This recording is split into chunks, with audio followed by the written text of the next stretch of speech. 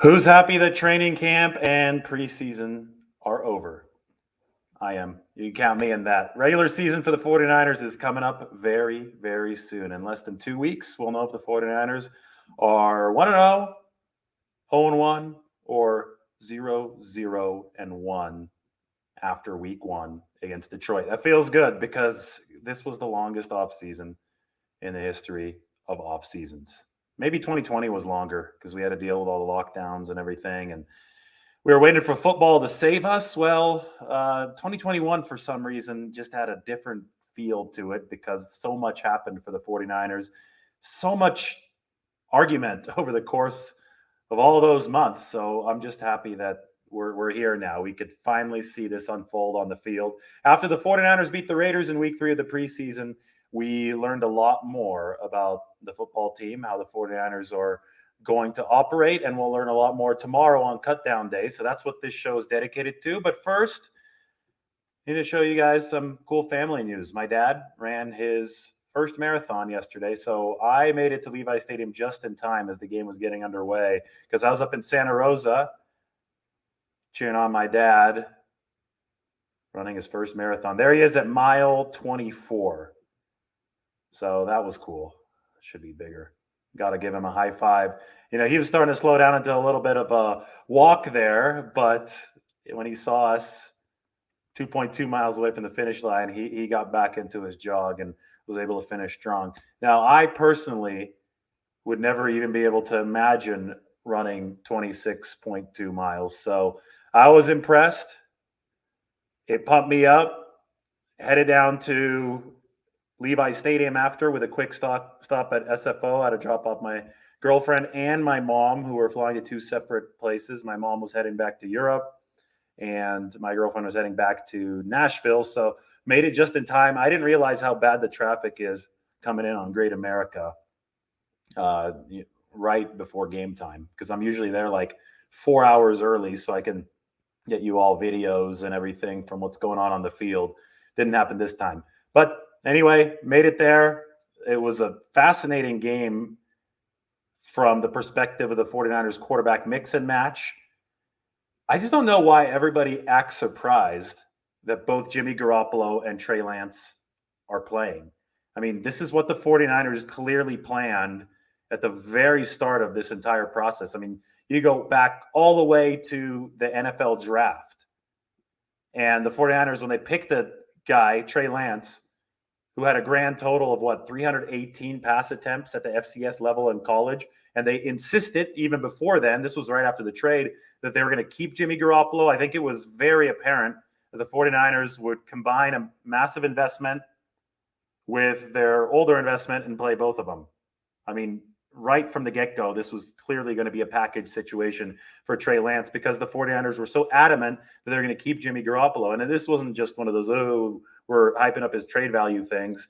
You don't budget to keep a guy, financially bend over backwards to fit Jimmy Garoppolo's cap hit unless you're actually planning to keep him. So I thought what we saw against the Raiders and in the week preceding it was fascinating, but not surprising at all. I mean, if there's going to be a coach that's going to think analytically outside the box, a coach that could potentially rewrite the way that a rookie QB is broken into the NFL, especially such a unique prospect like Trey Lance, who's so raw but has also shown so much ability in certain spurts to contribute right away, it's Kyle Shanahan. I think Kyle Shanahan's the coach that can leverage that. So that's all going to be part of our 49ers 53-man roster discussion today. I had a cut down day on Tuesday just to give you guys a look at what we're dealing with. Here you go. The roster, if you'd like to follow along, is at this link, which I'm putting into the comment section. Here you go. So what we have is an 80-man team right now that needs to be cut down to 53 men come 1 p.m. Pacific time tomorrow. That's Tuesday. The auditions are over. We've had all of training camp. We've had 3 preseason games. We've had a lot of Twitter debates, although the Twitter debates are not going to determine how this goes, just in case people are wondering if their voice and yelling loud enough on Twitter is going to affect anything. Newsflash, it won't. But even after all this discussion, all these YouTube lives, we are now at the point where the 49ers are going to cut to 53. And there are several inflection points on this roster that are going to be very, very interesting and difficult to deal with as far as a roster cut down goes. I'm trying to make this a little bit bigger for you. It's always a little bit of an issue sharing the screen, but I'll keep it over here. Hopefully, give me a thumbs up or a thumbs down if looking at this is big enough. I may have to change the resolution on my screen. You see that? Somebody give me some feedback there. We'll make sure it's good. I'm on a different setup again today. I'm taking some time up here in the mountains here in between preseason and there. So 49ers are going to have some mandatory days off this week. And after that, they're going to go back to the full-time setup, which is going to be the week 1 setup. That's what we saw ahead of the Raiders game, which was the dress rehearsal. So we got on the regular season cadence. Now we're going to get off of it. We'll be on a bye week cadence, and then it's all hands on deck for week 1 at Detroit. Okay, thanks, guys. Thanks for all the comments. We're going to get going here. The first question that we need to tackle whenever we discuss the 49ers roster construction is the quarterback position. Not because we're in doubt about whether or not Jimmy Garoppolo will start or whether or not Trey Lance will play. Both of those two things are going to happen. You're going to see both Garoppolo and Lance on the field. If that wasn't obvious on Sunday, then it will never be obvious to you, I guess, until you're hit in the face with it on game day. But that's definitely going to happen against Detroit on September 12th. But from a roster construction standpoint, we need to know how many quarterbacks the 49ers are going to carry. Will they carry 2 or will they carry 3? If you take a look at the roster right here in the QB room, gold means 53-man projection. Red means bubble or practice squad projection. So in this case, practice squad. 3 total, Garoppolo, Lance. And you'll notice, if you've been following my spreadsheet for a while, that I now have Nate Sudfeld on the right side of the delineating line. I project the 49ers to carry only 2 quarterbacks on their 53-man roster. That'll be Jimmy Garoppolo and Trey Lance. Why won't they carry Nate Sudfeld? Well, there are many reasons not to carry Nate Sudfeld. The biggest one is that this is a loaded roster. And as soon as I get through the rest of that spreadsheet that I just showed, you'll notice that there are several positions where the 49ers would absolutely wish that they had 1 extra spot. Because 53 is not a lot of guys, especially when you have a very, very talented 80-man roster. By carrying only 2 quarterbacks, the 49ers will ensure that at least one of those positions where they wish that they had an extra spot, they will have that extra spot. I don't think that carrying Nate Sudfeld brings any redeeming value to this team on game days. First of all, that third quarterback sometimes isn't even dressed as one of your 46, or now it's 48 players who are up and in uniform on game day. And even if Nate Sudfeld were dressed, because I understand the 49ers will be using 2 quarterbacks in Garoppolo and Lance, so maybe you want that the third one at the ready in uniform. I think the 49ers are probably in trouble if they do hit that third quarterback. If both Garoppolo and Lance get hurt in the same game, at the point that you get to Nate Sudfeld, there's already a lot wrong. And I'm not so sure that a guy like Nate Sudfeld will be able to salvage it. This 49ers team is taking a risk, and they're taking several risks. They have rolled the dice on this season by handing out several one-year contracts. They're bending over backwards to fit under the cap. Hell, even keeping Jimmy Garoppolo around is a push your chips into the middle of the table move. Keeping 3 quarterbacks wouldn't be a push your chips into the middle of the table move. It would not be congruent with how the 49ers have acted. If you're going to push your chips into the middle of the table, if you're going to insulate that quarterback position with Garoppolo and Lance, then you got to have some kind of faith that Garoppolo and Lance will make it through, or Lance, I guess I should say, one of the two will make it through all 17 games. That's just the bottom line. If you carry Sudfeld, the only reason you do so is because you somehow believe that both Garoppolo and Lance are going to get hurt one of these weeks at the same time, and you have to you're playing scared as far as building the roster, as far as I'm concerned. And I don't think that is something that the 49ers have been operating under as far as their style this offseason. So I don't think they carry Ned Sudfeld. And the main reason that financially we have evidence of this is that they gave him $252,000 of guaranteed money. What does $252,000 mean? Well, divide that by 18. $252,000 divided by 18 is the amount of weeks in the regular season, 17 plus one of the buys. It comes out to $14,000 per week. $14,000 per week happens to be the practice squad salary for veterans. So the 49ers gave Nate Sudfeld $252,000 in guaranteed money when they signed him, which is exactly the practice squad salary for veterans. If you follow the money, that shows you that the 49ers agreed with Nate Sudfeld that he'd at least make the practice squad. Now, I don't think it was that simple at the start. I think they still had Josh Rosen in the mix at the time. I think that they wanted to see what Sudfeld showed, and they also wanted to see what Josh Rosen showed. If Josh Rosen completely balled out in training camp and in preseason, and the 49ers thought that, oh, okay, maybe this guy can be Lance's backup of the future after Garoppolo's gone, I think the 49ers would have squeezed Josh Rosen onto their 53-man roster. Obviously, that didn't happen. They waived Josh Rosen far ahead of the 53-man cutdown day, and now they're left with only Nate Sudfeld, where I think that the logical move is to not carry him on that 53-man roster because it's not that hard to call guys up from the practice squad. So that's where you should expect Nate Sudfeld to land. You should expect Garoppolo and Lance to be on that 53-man roster. And on top of that, you should consider this within the full big picture of everything. The fact that the 49ers save a spot in the quarterback room will allow them flexibility at other spots. And those are the spots that we're about to talk about now.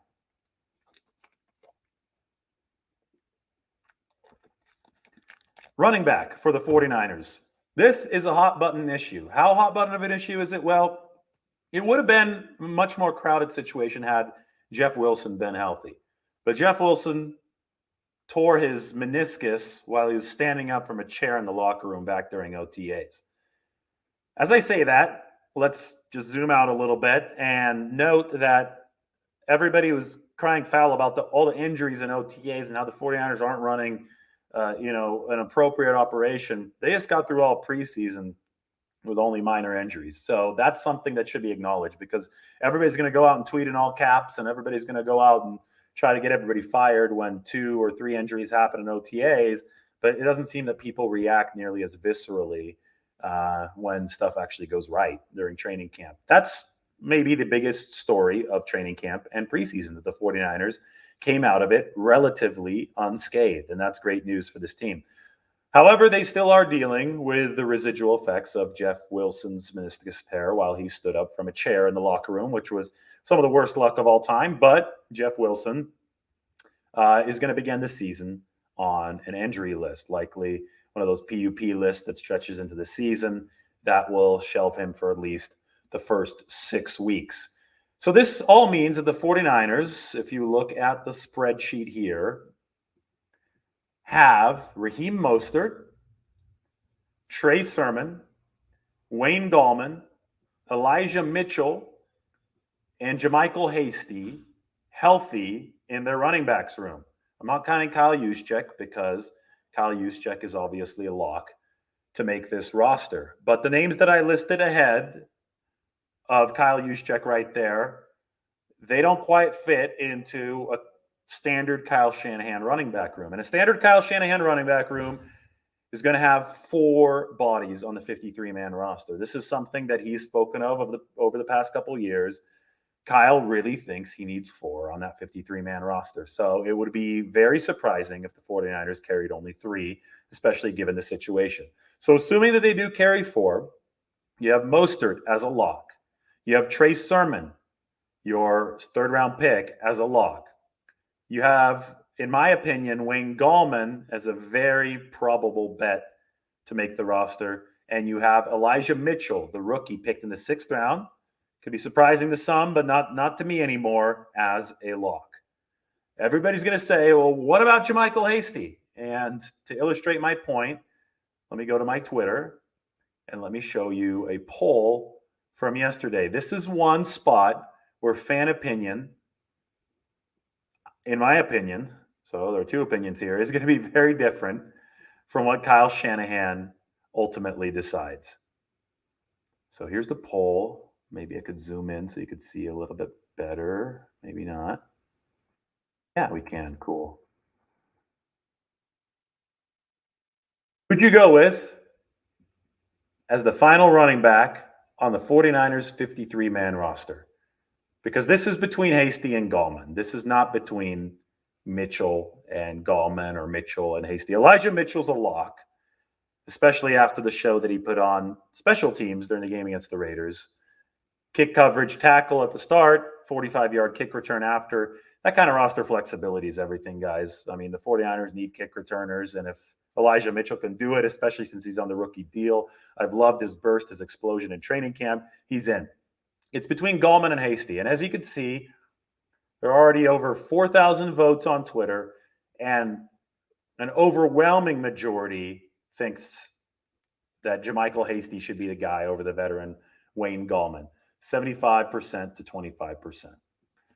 Well, I hate to break it to you, but the reality of the situation is that the betting favorite, if there are odds on this, and I'm sure there's a sports book somewhere that will take a bet on anything, but the betting favorite for the final 49ers running back position is Wayne Gallman. This is a reliable, proven NFL veteran who is good in pass protection.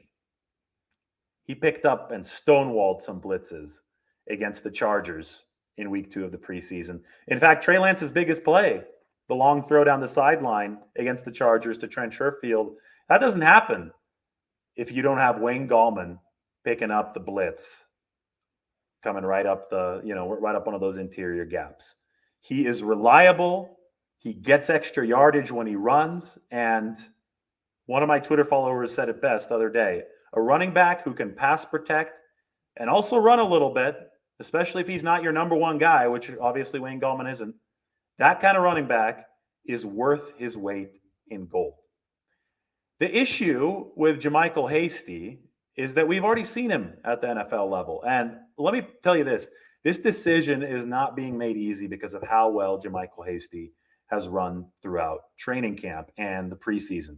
I think JaMycal Hasty's body is more solid than it was last year.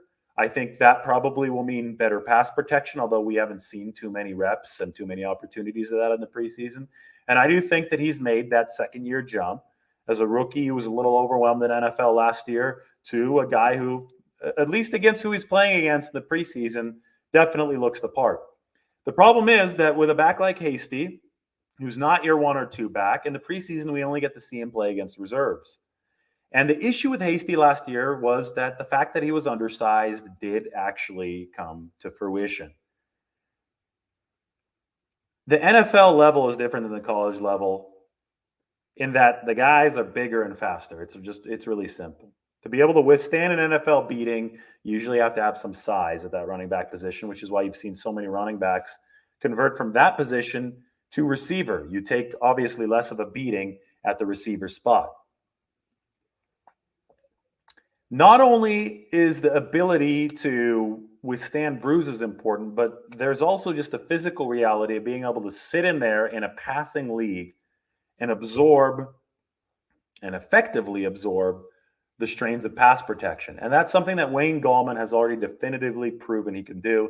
And just watch his tape from the New York Giants days. He's also definitively proven he can run.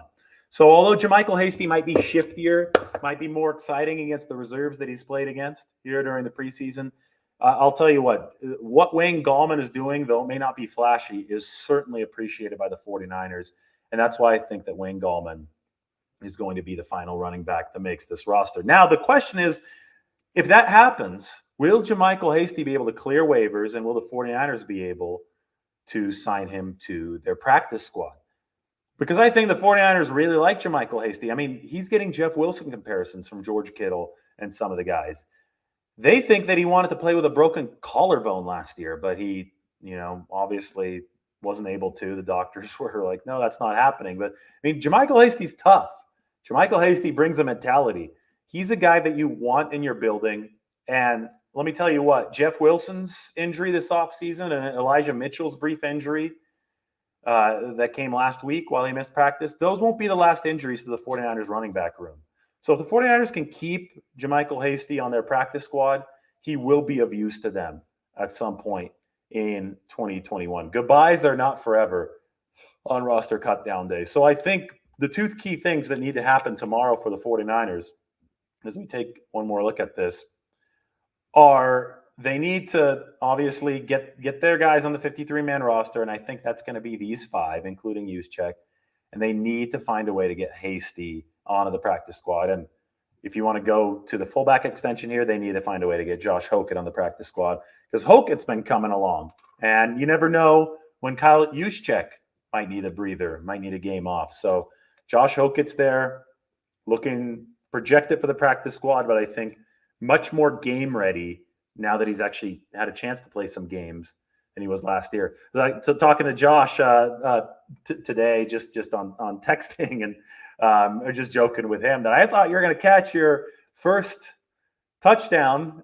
You're open there, kind of running out into the flat, had a little bit of separation. I thought Jimmy Garoppolo was going to go there, but Jimmy Garoppolo just went into FU mode, I feel, on one of those, and just decided to put his head down and run to the end zone. Entertaining, but Josh didn't get his first touchdown catch. So, oh well, maybe we'll see that at some point this season. That's the 49ers running backs room. On to the 49ers receiving room, where we're going to have some spirited debate before and after cutdown day. We know a couple things about the receiving room. One, it's proven to be more deep than people thought it would be entering training camp.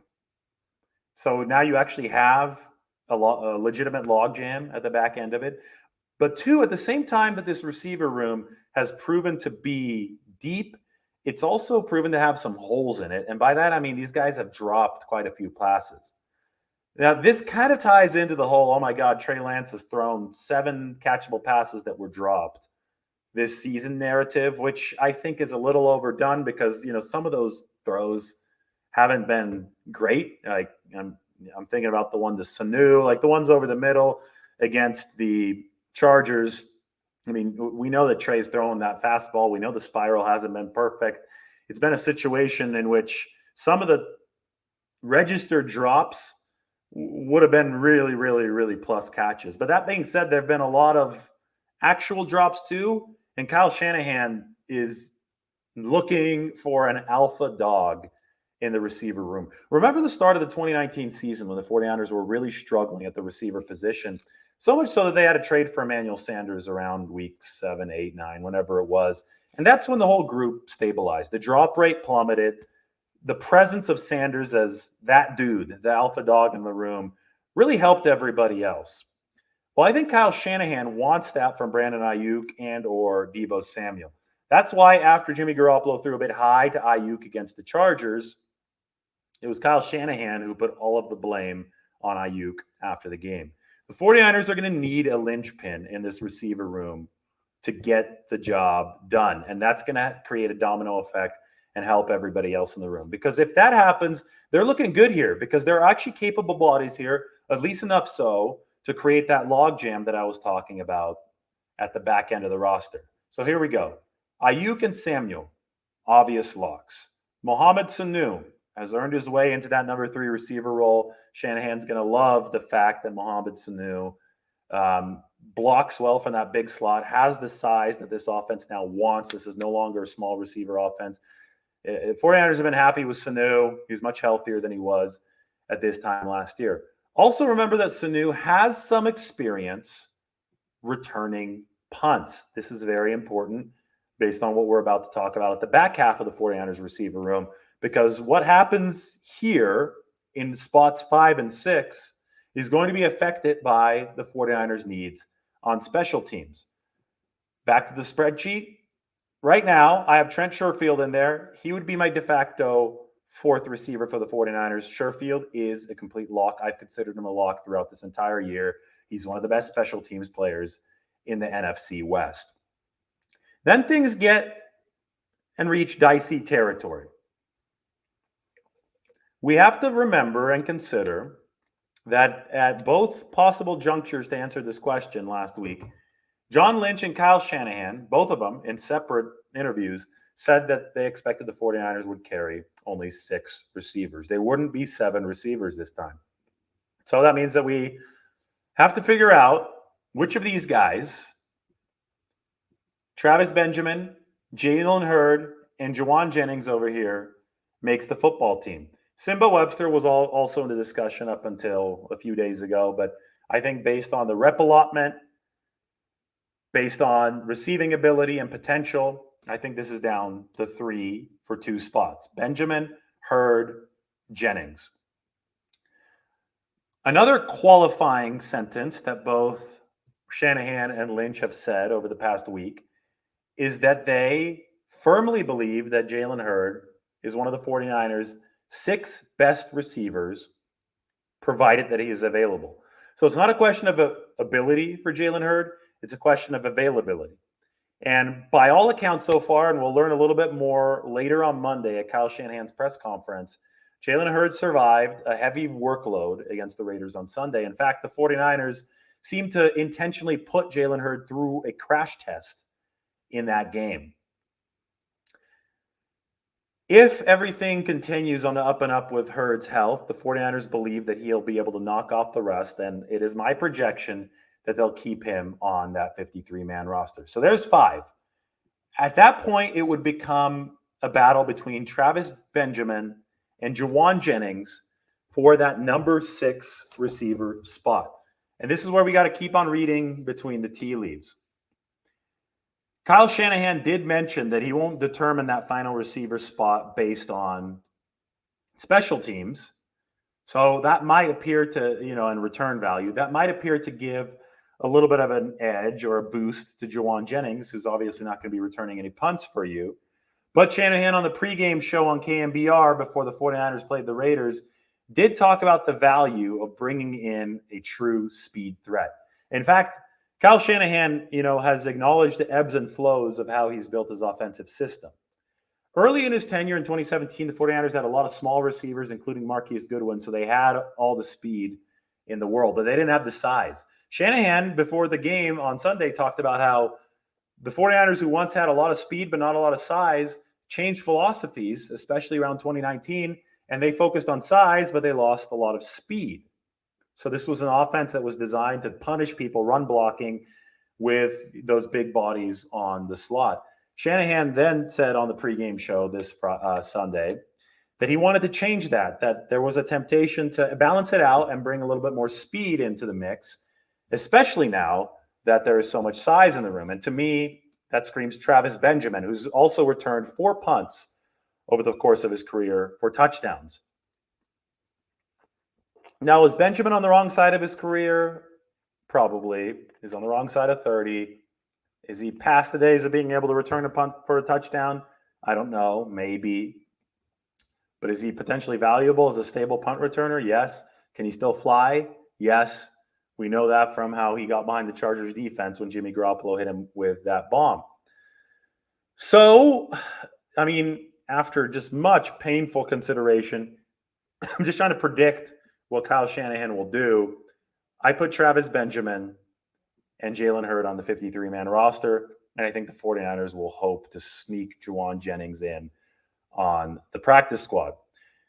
He's right there. He's highlighted in blue. That being said, it's also really, really, really tough to do that after Kyle Shanahan praised Jauan Jennings and his blocking abilities so much during the course of the preseason. And I think that praise was genuine. But I also think that it was targeted at one other guy, and that was Jalen Hurd, to get back on the field or we'll cut you. Because we don't want to cut you, Jalen Hurd. I think that's what the 49ers said. We'd owe you a lot of money if we cut you as far as dead money goes. He was a 3rd-round draft pick. It's still for a cap-strapped team, it would have never been ideal for Jalen Hurd to not contribute this season. So, because of the fact that the 49ers really wanted Jalen Hurd to pan out, they almost used praise of Jawan Jennings as, even though it's true, motivation for Jalen Hurd. That's my theory. Am I confident in how this room will shake out 6 wide with Jennings on the practice squad, Benjamin and Hurd on the team? No. I think it's likely to go this way, but I don't think I'm confident. But that's how I think the receiving room will go. And those are the battles that the 49ers are fighting in their heads ahead of Tuesday's cutdown day.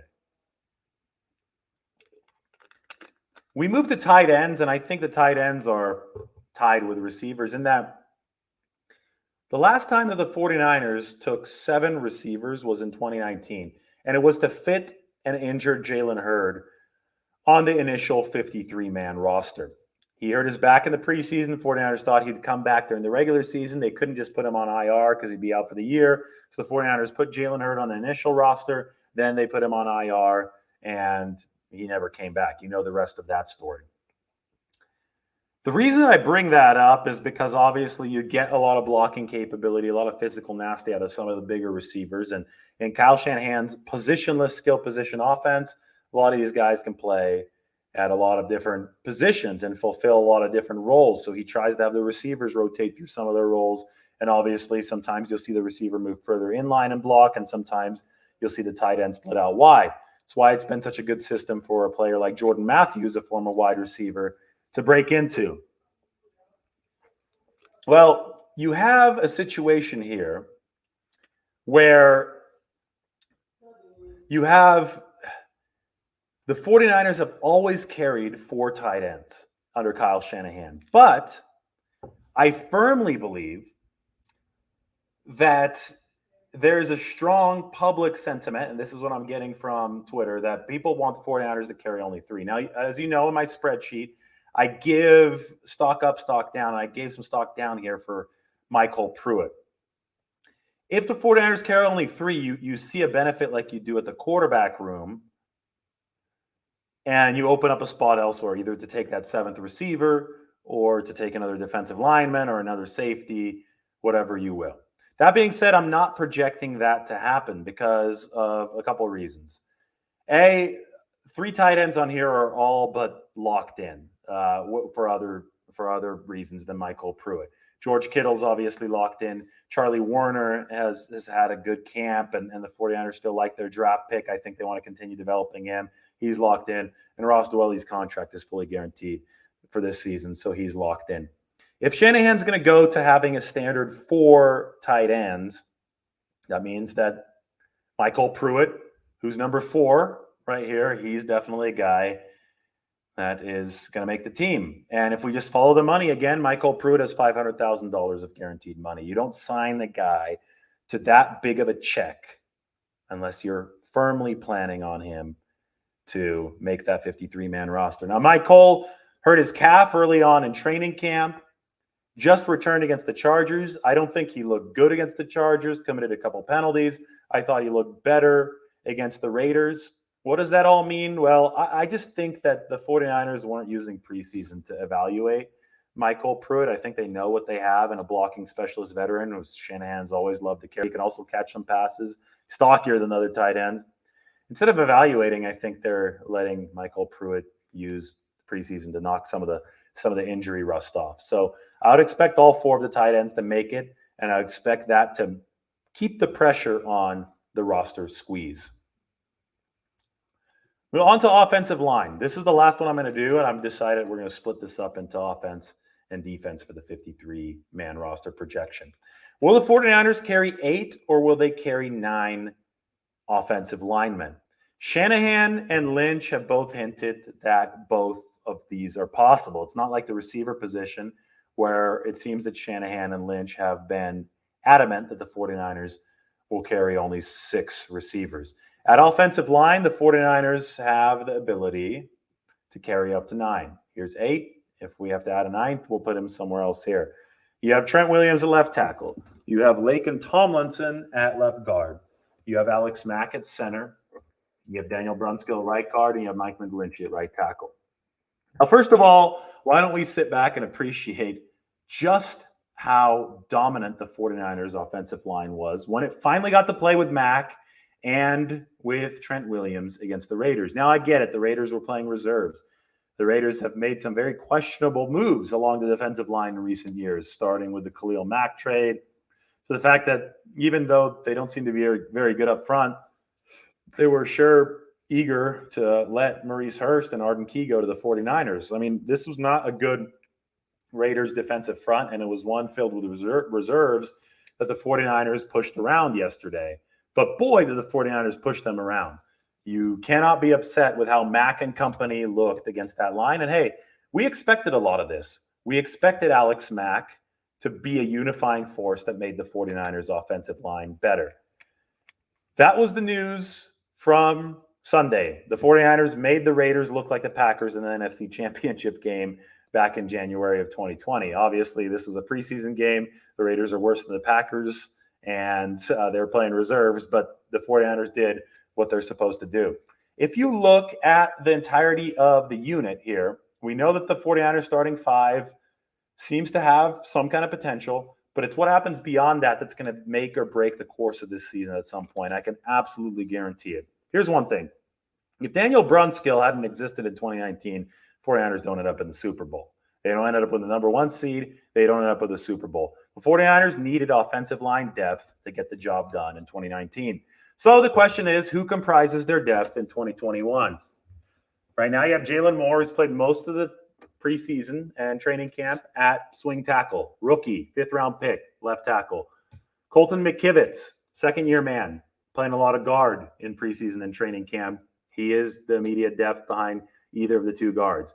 And then, of course, you have Aaron Banks, who hasn't played a lot because he's been hurt. Shoulder injury. Really rough for the 49ers because he's their highest draft pick in the offensive line room. And they need him to eventually take over starting position so that way they can move this guy, Daniel Brunskill, back into his utility Swiss Army knife role for more flexibility. To me, that's sketchy depth because Banks was bad his first time out, and he hasn't played since then. And McKivitz was bad last year, so even though he's playing better now, you got to hold your breath. And Jalen Moore, even though he's been good, he's definitely shown that he's a rookie. None of those three guys should make you breathe all too easy at night at this point. Now, most NFL teams undergo this same problem. It is hard to find offensive line depth, but you do try to insulate it as well as you can. So you look to see what the 49ers have coming up. And the good news is they have two guys highlighted in green. Two players, two offensive linemen who definitely playing like they're on their up and up. And that's Sean Coleman, who hasn't played in the NFL since 2016 due to injuries. He opted out of 2020, but a guy who's always had some potential. He's a tackle. And you have Jake Brendel, the center. Brendel was one of the 49ers' highest graded players per PFF in the game against the Raiders. Coleman also didn't give up a single pressure. And after dealing with some knee stuff, after being out from football for a while, it was a very welcome performance against Las Vegas for him. The question is, can the 49ers fit one of these two guys onto the 53-man roster? And if yes, how? And what role will this particular player play?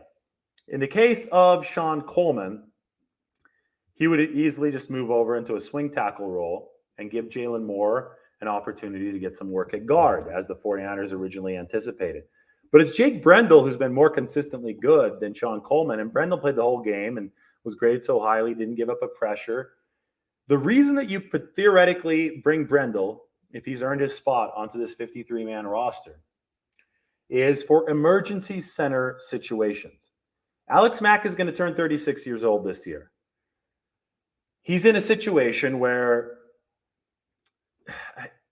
you just can't count on health of 36-year-olds. Alex Mack is one of the most durable offensive linemen of all time. He's one of the greatest centers of all time. And this is an all-decade player playing in an extremely complicated NFL era of offenses. He's able to identify safety rotations. He's been able to get the job done for Kyle Shanahan twice, enough that Kyle Shanahan wanted him on his team a third time. So Alex Mack is great. Alex Mack played like 90 straight games coming into all this, but he's going to be 36. You just don't know how his body is going to last, and the 49ers have to be cognizant of that. So because of that, I mean, if you think that there's a chance that Alex Mack, gets hurt mid-game, look what that might do to the 49ers offensive line if you don't have a backup center in there. Say that Mack gets hurt. I'm just going to very temporarily make an erase here. Say that Mack gets hurt. All of a sudden, you don't have a center. So what do? You take Daniel Brunskill, and you move Daniel Brunskill right up here. Now you don't have a guard. What do? Well, if Aaron Banks is healthy at the time, then you move Aaron Banks over. But if Aaron Banks still isn't healthy already, then you have to move Colton McKivitz in to guard. So what happens? All of a sudden, you go from a Williams, Tomlinson, Mack, Brunskill, McGlinchey line to a line that has Brunskill at center, not his natural position, and McKivitz at right guard, which might be his natural position, but you're obviously not as comfortable with it as you were before. And you lose the glue piece, a good center, to the whole line. It could theoretically be a complete disaster. And so before any of you get nightmares, I can run a few undos, hopefully, and we can move back the way that the things were. There we go. The world is right again. Alex Mack is back there. You essentially, in that scenario, have to disrupt two offensive line positions just because of one already devastating injury to Alex Mack. So if the Mack injury wasn't damaging enough, the fact that you have to move Brunskill over and also fill up right guard would really be damaging. And Shanahan might consider that something that can torpedo an entire game plan. And if that's the case, if Shanahan actually believes that, if he thinks that's a danger and he doesn't want the game plan torpedoed, this is what's going to happen. Jake Brendel, the center who played extremely well this preseason, is going to move on to the 53-man roster, and it'll be the 49ers' 9th lineman. Now, all of a sudden, look at this. What if Alex Mack gets hurt? Well, all you do if Alex Mack gets hurt is you move Jake Brendel into the starting role. So you get a center who you've liked, and you keep the rest of the line intact. The rotations stay cleaner. The pass protection miscommunication stay to a minimum, and you proceed forward. All of this is dependent on how much the 49ers are impressed by Jake Brendel and how worried they potentially are about Alex Mack and an in-game injury. And, also, it depends on trust on the other guys. If you trust Brunskill to move over the center at the snap of a finger, if you trust somebody like McKivitz or Banks to fill in, if you trust your existing linemen to execute a shuffle in which 40% of the offensive line changes mid-game, you don't have to carry 9 linemen. But I'm not so sure the 49ers and Shanahan trust that that's the case. So I think offensive line is a position where we absolutely might see the 49ers carry 9 instead of 8. So I hope that helped explain it. I think you have 8 locks. And then I think that you have 2 guys with stock rising that have a chance to make the team, Sean Coleman and Jake Brendel. Okay, that's the offense of this 53-man roster. We went for nearly 45 minutes. I'm going to be on in a little bit after lunch, and we're going to talk the 49ers defense. So tell your friends, subscribe to the YouTube channel, subscribe to the TikTok, Instagram, Twitter, everywhere. I mean, if you like this kind of stuff, I'm trying to deliver some smart 49ers content. Remember, if you've been watching this YouTube channel, you'd know the 49ers are going to draft Trey Lance, and you'd know that they're going to play 2 quarterbacks. Don't act like it's a surprise. Just make sure you subscribe. All right, take care, guys. We'll join you after lunch. Have a good meal.